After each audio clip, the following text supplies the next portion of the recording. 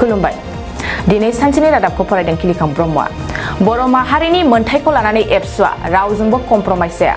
बुंदों मेरु एबसुनि आफादगिरि दिपेन बर'आ गोबांथार माखासे जोङो माहारि दानायनि थाखाय बा बर' हारिखौ गेरेमसा माहारि दानायनि थाखाय बड'फानि जि मोनसे आदर्श आरो थांखि बेखौ बिथा खालामनानै जोङो बेयाव थांखि आजावदों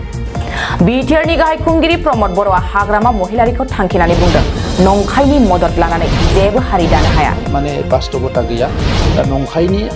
नंखायनि मदद लानानै मालाबाबो हारि दानो हाया मालाबाबो जौगाहोनो हाया बड'लेण्ड इन्टारनेशनेल नलेज फेस्टिवलखौ फैगौ 27 निफ्राय 2 मार्चसिम गिबि खेबनि थाखाय खुंगोन जानो गोनां 27 फेब्रुआरिनिफ्राय 2 मार्चसिम जानो गोनां जि बड'लेण्ड इन्टारनेशनेल नलेज फेस्टिवल बेवहाय भारतनि अनगायैबो गुबुन गुबुन हादोरनिफ्राय जायखौ जों फरेन कान्ट्रि होननानै बुंनाय जादों बेबायदि फरेन कान्ट्रिनिफ्रायबो बेवहाय बाहागो लागोन चिरां जिल्ला एबसुनि मावख'आव दिनै मिरु एबसुनि गोदानै बिबान मोननाय बिबानगिरिफ्रा समायखिरा लाबाय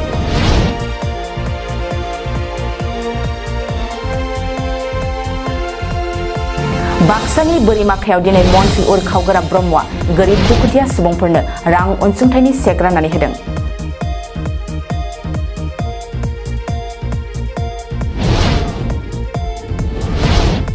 बिटिआर ओनसोलाव रां लुथिनाय हिंसायारि खालामनायनिफ्राय जानगाराव थानो खावलायदों बिटिआरनि सीएम प्रमद बर'आ